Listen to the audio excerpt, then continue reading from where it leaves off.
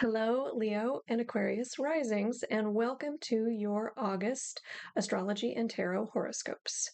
So, you might wonder why I'm doing readings for both Leo and Aquarius together. If you're not familiar with astrology, there are there are astrological polarities, and Leo and Aquarius are along the same polarity. And so a lot of the energy shows up in the same parts of your life, a little different focus, like you handle it differently, but it's a similar kind of energy. So I think this works really well. But of course, let me know what you think about it. And yeah, but we can tweak as we go forward. But I think that you'll see that this is showing up along the same axis, and that hopefully the information that I can share with you will be useful, whether you are a Leo or an Aquarius rising. So, in this reading, I'm not going to do a lot of outlining of the astrology of August. I have done that in a separate video that I will link um, to this video and in the comments so that you can go and get the full overview of the month. You could hop back and do that first, or you could do it later, or perhaps you've already done it. But I'm going to hit the highlights here and where I think the bulk of the energy this month is going to show up for you, and and you can get the details in that separate recording. And yeah, so again, these are general readings. Take what works and leave the rest. And with general readings, I don't know where your other placements are, and so this is really just an aggregate kind of look at the energy. That said, if you see something you like or something that is meaningful to you, I would greatly appreciate a like, a subscribe, a share, or a comment. Like, subscribe, share, or comment. It helps the YouTube algorithm find me and know that this content is useful and interesting and that you like it and that other people might also like it. And so if you are willing to do that for me, I would greatly appreciate it. As I say, it helps me get my message out, helps my business grow, and lets me know you're out there. So I appreciate that. If this is the first time you're finding me, my name is Lisa Merrifield, and I am a modern psychological astrologer. And that means that the astrology that I do is really trying to help people find find who they really are authentically. So often in this world we get trapped in like who we should be or what we should do, or even just like I got to do this to pay the bills. And but the longing of our heart is asking us to go in a different direction. And so what I really like to use astrology to do is help confirm for people that the thing they really love, maybe they can't do it full time, but they came into this world to explore something. I was doing a reading a few years ago for somebody who is an Aquarius rising, and she had felt guilty all of her life because she had been a stay-at-home mom, and and looking at her chart, like she was supposed to be a stay-at-home mom. I don't know whether it was for her soul's evolution or for the kids' soul's evolution or both, but there was just so much beautiful energy in the space in her chart that indicated that that's what she was supposed to be doing. And so I don't know, but I hope I gave her permission to do the thing that she felt called to do, because the chart really stood that up. So that's the kind of work I like to do, and then I like to take that. So once we kind of have a picture of like where what are you really here to do, I like to take that and look at the current energy and like how do you do it? Where are doors open? Where are doors closed? How do you lean in to your life to really make the most of the limited time we have in these bodies floating around on this planet? So I like to say that as an astrologer, I like to help people find their path and make their magic. So that's what I do. Um, and if you like this format where we look at the astrology and then we add some tarot into it, um, I'm going to open up a membership in November. I've been pilot testing it this year and I really like it.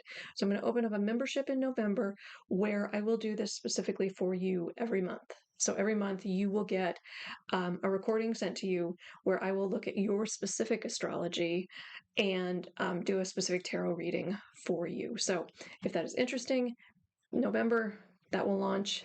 Keep looking for it, and and whereas this is general, that's really specific because I'm looking at your chart and looking at where your placements are. I can tell you specific dates that I think will bring in certain kinds of things and what that energy looks like. So, all right, with that, let's get into your reading. All right, so for the month of August, um, the real backbone of the month is a Mercury retrograde. Mercury will go retrograde on August 4th, and it will be retrograde through August 28th. So pretty much the whole month is wrapped up in this Mercury retrograde. And when Mercury is retrograde, we are asked to revise, review, reevaluate some part of our lives. And for you, Leo and Aquarius rising, this is on the level of how you show up for yourself in the world. So there's some reevaluation of how you take care of yourself, how you show up, what tools you bring to the table, what skills you bring, what your relationships look like, and how they inform that kind of energy. So this Mercury retrograde is really going to ask you to reevaluate some piece of that. Maybe you have brought things in with all this energy in the spring, and August is going to say, okay, so how do we rethink and retool? Specifically for Leo risings, this is happening in your first house, which is your house of identity, appearance, how you show up, how you want to show up, how you want to be seen. And you're with Leo rising, there's something about relationships and transforming relationships that is feeding that narrative. So with Aquarius rising, that you are also having this transformative Pluto moment. And this Mercury retrograde is asking you to really focusing on how your relationships help you show up authentically as who you are. So something along the lines of how you care for yourself, how you show up for yourself. That's what this Mercury retrograde is really asking you to look at for the whole month. Now, there's a full moon on August 19th that is playing into this. It's a full moon in Leo. So again, there is energy in, when I say it's the full moon in Leo, it's the full moon in Aquarius. The sun will be in Leo. And so that energy is really about how you show up for yourself. So it's echoing that theme for you, relationships and who you are on your own, who you are in relationships, and how that leads to you being authentically who you are. Full moons often can reveal things and can even usher about endings. And since we are reevaluating the space in our lives, there might be some endings coming. The full moon is square Uranus, and Uranus is a planet of liberation and freedom seeking. And Uranus, when it aspects places in our charts, asks us to free some tension. So places that are stuck, Uranus will figure out a way to plow on through. And we've seen Uranus energy in July. Jupiter met Uranus, which is about bringing in a new 20-year cycle or 14-year cycle, around around what are we building. Mars met Uranus in July, and when Mars met Uranus in July, there may have been something kind of explosive. That energy showed up in the Trump rally shooting. It can be that kind of energy. It can also be really positive energy, so it doesn't have to be that. But again, that release of tension. And so a square to a full moon is different. Not nearly as explosive. I wouldn't expect it to be nearly as explosive, but again, has the potential to bring surprises. And for you, Leo and Aquarius risings, those surprises have something to do with your public and private life or your work-life balance. Something in that sphere of who you are out in the world and who you are at home could be shifted or changed, or maybe you just see something that you haven't seen before that is ultimately designed to release some tension and break down some barriers to help you move forward. But look for that energy and know that there's a real invitation for introspection, and ultimately it's not it's what's the universe doing for me, not what's the universe doing to me. Like, how do I show up? How do I come in as my best self in order to work with the energy that is here? All right, the other thing that is happening in August that I think is really, again, worth note is Mars and Jupiter coming together in Gemini. And they come together on August 14th, so right before that full moon, they will come together. And for you, they're coming together in your axis of creativity, both individual creativity and how you are creatively, how you're creating with other people. So for Aquarius risings, this energy is really about individuation. What are you creating personally, and how are you sharing that and shining it with the world? With a Mars Jupiter conjunction, I mean, this can be super positive. This can be like putting all the pieces together and able to go. It can also make you a little reckless in this area. And so, again, how do you want to show up? With a Mercury retrograde, even if you are feeling like you want to move forward really quickly, there is a request to sleep on it at a minimum. So if you're Leo rising, this energy is showing up in your 11th house. So what are you creating in community or with groups or with friends? What are you building in that space? And and how do you show up? Again, Mars, Jupiter coming together could mean that something you've been trying to launch gets off the ground, or the ideas all come together and you're able to go forward.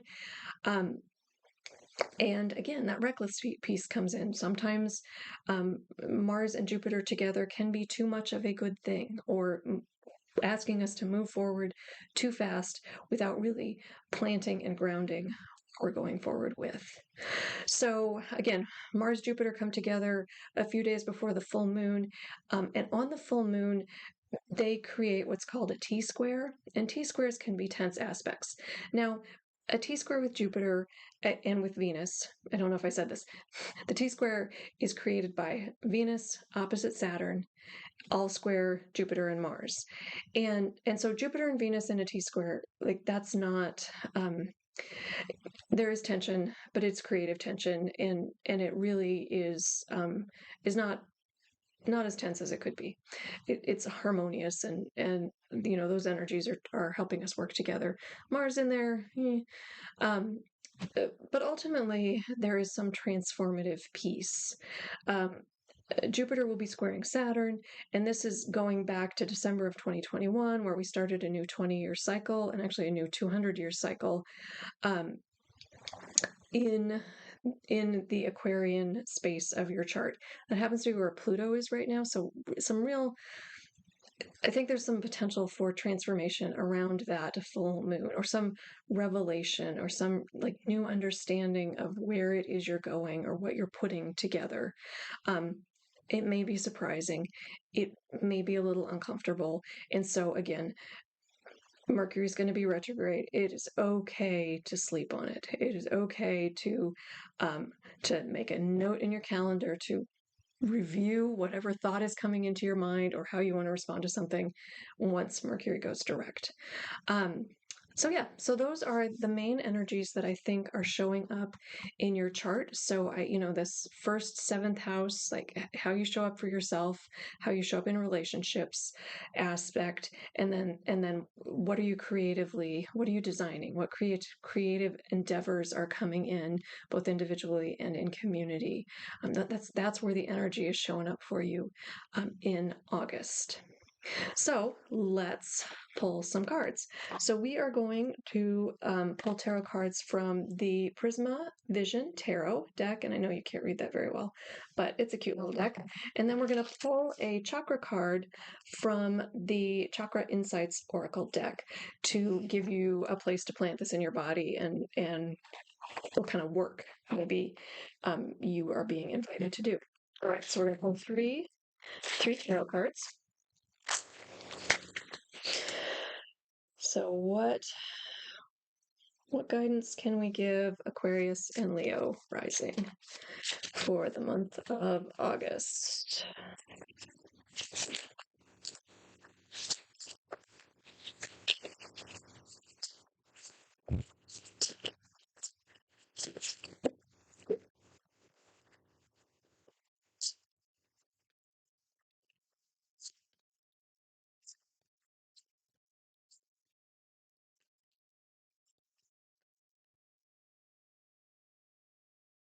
Okay.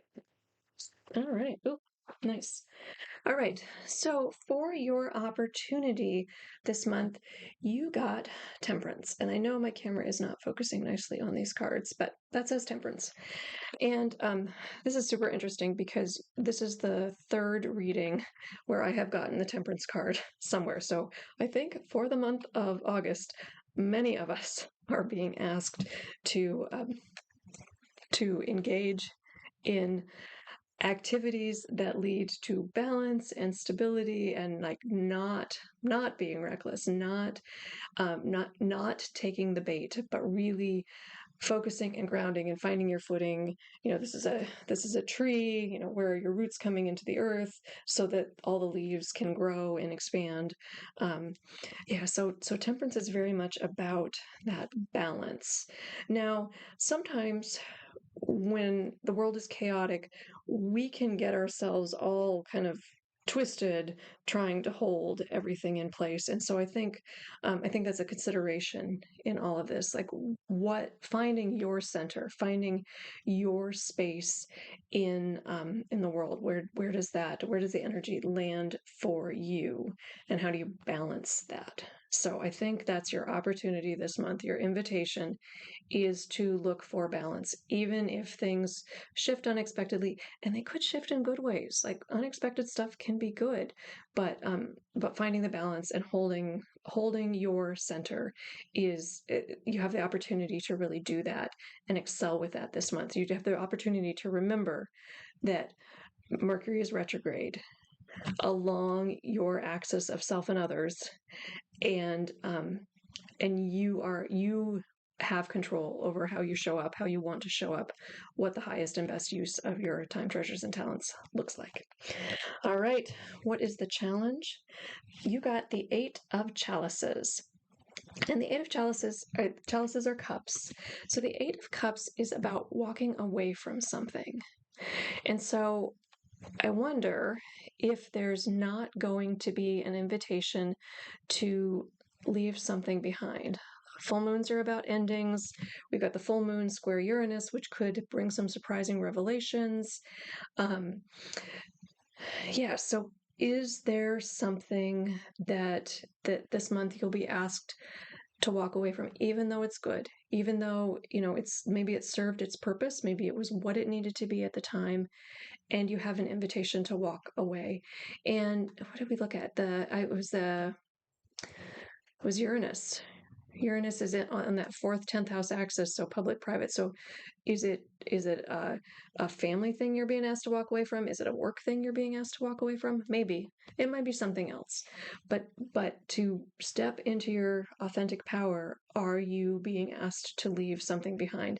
And I think it's going to be a challenge. Like, it might not be comfortable to walk away from something that, like, this is the way it's always been, this is the way we've always done it, and I'm really being called to do it differently. To find the balance, I need to do it differently.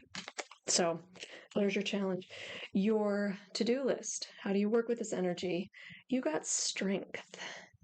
And strength is as it sounds like, being strong, standing up for yourself, and expressing yourself so that people understand what it is you need, how you need to be treated.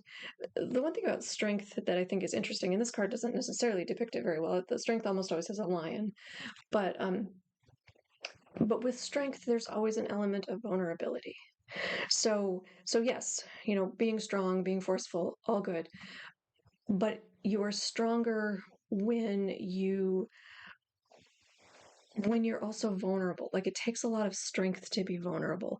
And so I wonder, in the balance and in the walking away from something, your to-do list is to be authentically who you are. And really, even if it makes you vulnerable, even if it means that you have to show people things about yourself that you haven't in the past. So there's something about, um, like you are, this card is saying that you are totally capable. You have what it takes to do whatever work it is you are being asked to do in August. And I really think there's some piece of, um, letting people see authentically who you are that will make you stronger, that will help you do whatever it is you need to do, walk away from whatever it is you need to walk away from this month. All right, let's look at our chakra card to see where in your body you might work with this energy. See what that looks like for you. This is hilarious. Um, Almost everybody has gotten either third eye chakra or crown chakra, and you are no different. You got dreams. So I think that there is some invitation to really explore your intuition, explore um, synchronicity, like your dreams could really, I mean, maybe it's literally your dreams at night. It could also be that those dreams, those longings of your heart that are really you're being asked to showcase. Like, who do you really want to be? What is your true self in all of this? What are your dreams? And how might you work with them? So the keywords on this card are messages, signs, symbols, and guidance. So I think that the invitation is definitely to trust the journey. If you're getting signs, or you're, like if doors are opening, walk through. If you are, sometimes with signs, like we'll see repeating numbers, we'll see, like I went through a phase where I kept seeing sunflowers everywhere. Um, Oftentimes it's not literally the thing, it's not the number, or it's not the thing you're seeing. The invitation is really to tune into what you're thinking about when you see that, or what you're feeling when you see that symbol. And so I invite you, if you're seeing synchronicities, if you're looking for signs and guidance, when you see that repeating pattern, to think about what you're, to like tune into, where am I now, what am I working on, and know that that's oftentimes what spirit is trying to key you into, is like more of that. So I hope that's helpful for you. This I think is going to be a big month um for you Aquarius and Leo risings. And yeah, I'm curious to see what comes of it. And thank you for making it this far. If you are here and you are liking what you're hearing, or this is useful to you, like, subscribe, comment, share, all of the YouTube things to help me get my message out, which I would greatly appreciate. All right. Talk to you soon, my friends.